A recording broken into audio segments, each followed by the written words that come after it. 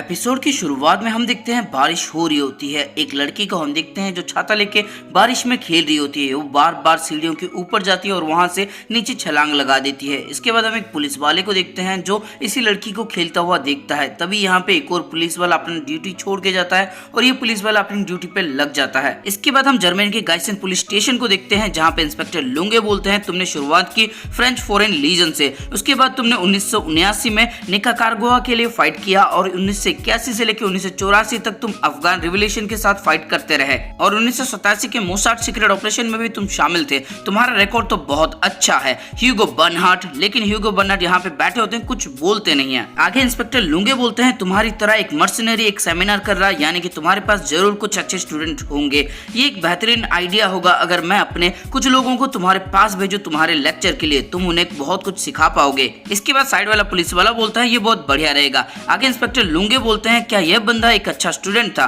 मुझे भरोसा है कि 5 महीने पहले तुमने इसे ट्रेनिंग दी थी। वैसे ये चाकू चलाने में माहिर है, ये पिस्तौल के साथ कैसा है? और ये डॉक्टर केंजो तेनमा की एक फोटो दिखाता है जिसको देखने के बाद बर्नार्ड बोलते हैं मैं अपने स्टूडेंट के बारे में किसी को कुछ नहीं बताता। इसके बाद इंस्पेक्टर लुंगे बोलते हैं ठीक है और आगे हम उसी लड़की को देखते हैं जो अभी भी बारिश में खेल रही होती है। इसके बाद हम 5 महीने पहले का सीन देखते हैं जहाँ पे बर्नार्ड बोलते हैं तुमने गोली चलाना पहले कहीं से सीखा है? और तेनमा बोलते हैं नहीं।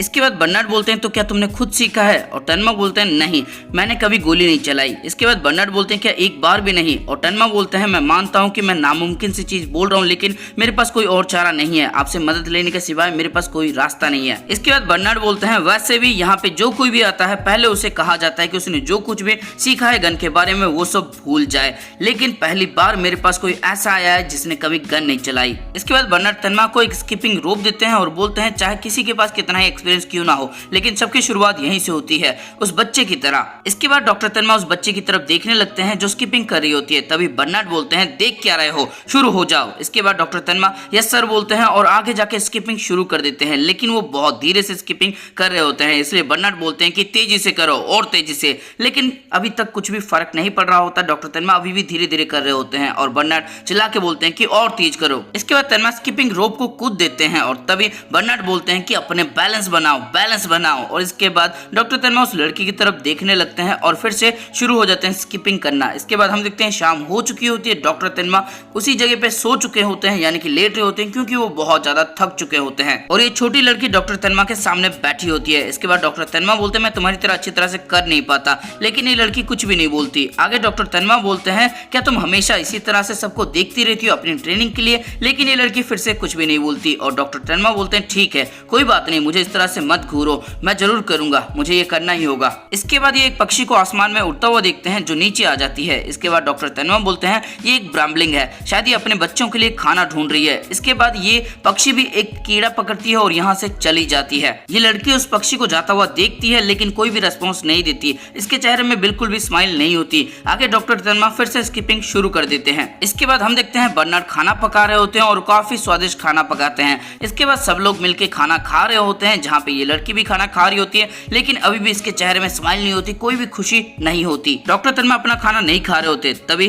बर्नार्ड बोलते हैं क्या ज्यादा ट्रेनिंग की वजह से तुम्हारी भूख मर गई? और तेनमा हाँ बोलते हैं। इसके बाद बर्नार्ड बोलते हैं ये जो खाना है ये भी तुम्हारा ट्रेनिंग का पार्ट है। इसके बाद डॉक्टर तेनमा यस सर बोलते हैं और ना चाहते हुए भी सूप पीना शुरू कर देते हैं। इसके बाद हम उस बच्ची को देखते हैं जिसने खाना खत्म कर दिया होता है और इसके बाद ये यहाँ से चली जाती है। इसके बाद तेनमा बोलते हैं क्या ये लड़की आपकी बेटी है या फिर आपकी पोती है? और इसके बाद बर्नार्ड बोलते हैं नहीं, ये कोई भी नहीं है मेरी, ये उसकी बेटी है जिसे मैंने मार दिया। म्यांमार में इसके आंखों के सामने ही मैंने इसकी माँ को मार दिया था। मैं जंगल में भाग रहा था तभी मुझे एक छोटा घर दिखाई दिया, मैं उसके अंदर गया और उसके बाद ये फ्लैशबैक में जाते हैं जहाँ पे बारिश हो रही होती है। ये घर के अंदर जाते हैं जहाँ पे कोई इनके ऊपर गोली तान देता है। तभी गोलियों की आवाज आती है और ये उस लड़की को यानी कि इस बच्ची की माँ को खत्म कर देते हैं। आगे बर्नार्ड बोलते हैं उस औरत के पास एक बंदूक थी, अगर मैं 1 सेकंड भी लेट करता तो वो मुझे मार देती, इसलिए मैं इस बच्ची को यहाँ पे ले आया। इसके बाद ये मेरे साथ ही रहती है लेकिन इसने अभी तक कभी भी स्माइल नहीं किया, लगता है ये जिंदगी भर मुझसे नफरत ही करते रहेगी। जब तुम्हारे पास बंदूक हो तो ऐसी चीजें होती रहती है, अगर तुम्हें ये पसंद नहीं है तो फिर तुम्हें बंदूक नहीं उठानी चाहिए। इसके बाद बर्नार्ड अपने रूम के अंदर चले जाते हैं। इसके बाद ये लड़की यहाँ पे आती है और जो प्लेट होते हैं उनको ले जाती है और उन्हें साफ कर देती है और डॉक्टर तेनमा सूप पी रहे होते हैं। आगे हम देखते हैं डॉक्टर तेनमा पहले रनिंग करते हैं, उसके बाद स्किपिंग करते हैं और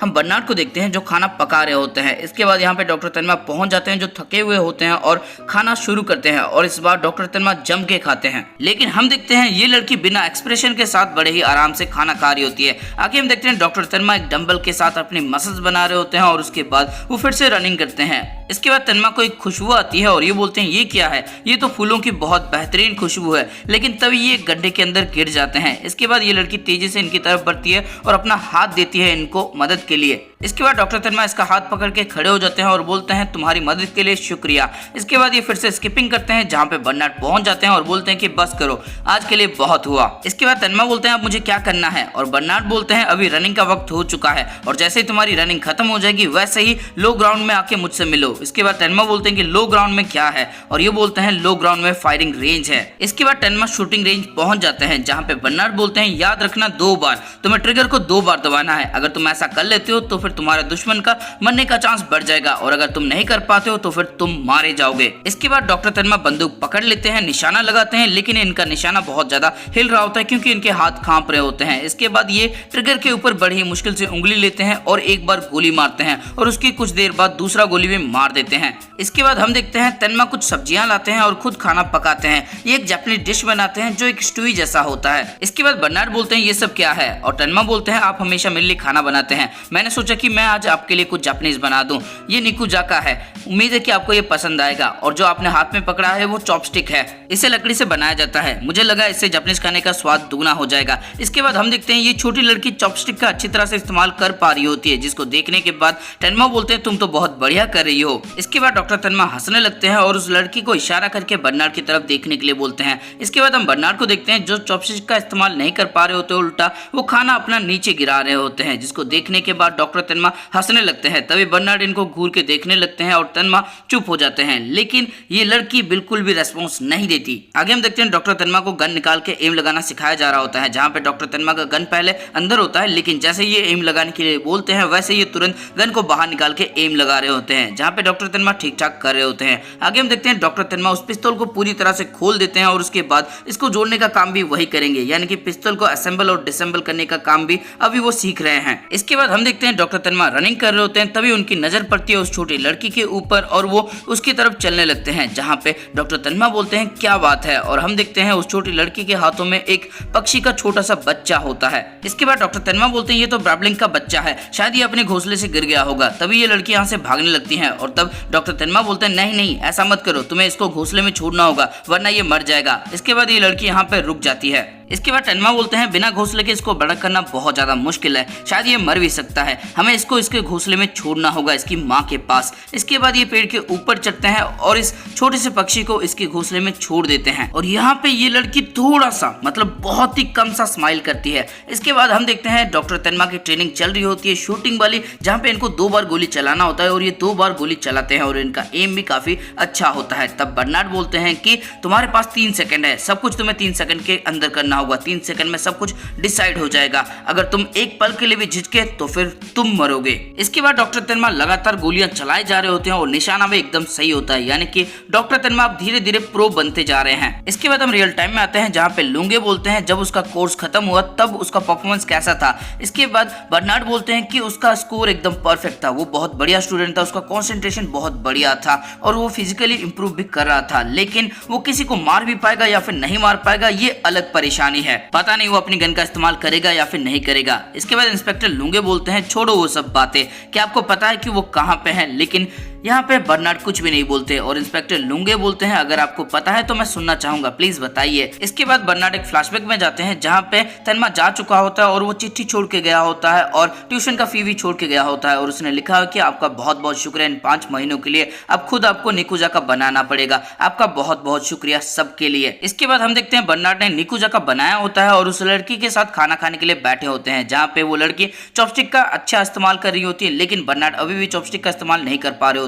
इनके प्लेट से एक खाना गिर जाता है जो लुढ़कता हुआ इस लड़की के पास जाता है और उसके बाद हम पहली बार देखते हैं इस लड़की को हंसता हुआ, ये हंस रही होती है जिसको देखने के बाद बर्नार्ड हैरान हो जाते हैं और बोलते हैं ये हंस रही है और साथ में ये इमोशनल भी हो जाते हैं। इसके बाद हम रियल टाइम में आते हैं जहाँ पे इंस्पेक्टर लुंगे बोलते हैं तुम्हें पता है ना वो कहाँ पे है ना, और इसके बाद बर्नार्ड बोलते हैं कि मैं तुम्हें ये नहीं बता सकता। इसके बाद इंस्पेक्टर लूंगे बोलते हैं ठीक है, अब आप जा सकते हैं। इसके बाद ये पुलिस स्टेशन से बाहर आ जाते हैं जहाँ पे यही लड़की इंतजार कर रही होती है छाता लेके इनका। इसके बाद ये लड़की अपना हाथ देती है इन्हें और ये उसका हाथ पकड़ लेते हैं। इसके बाद हम इस लड़की को देखते हैं जो अभी बहुत ज्यादा स्माइल कर रही होती है, बहुत ज्यादा खुश होती है। इस लड़की की खुशी देखने के बाद बर्नार्ड की आंखों से आंसू निकलने लगते हैं और ये दोनों आगे बढ़ जाते हैं बिल्कुल एक बाप बेटी की तरह। इसके बाद हम एक गाड़ी को देखते हैं जिसके अंदर होते हैं टेनमा और पता नहीं अब टेनमा क्या करने वाले हैं। लेकिन एक बात तो साफ है, डॉक्टर टेनमा एक चमत्कारी इंसान है। जब वो किसी का ऑपरेशन करते हैं तो वो उसकी जान बचाते हैं, उसकी जिंदगी संवार देते हैं और यहाँ पे डॉक्टर टेनमा ने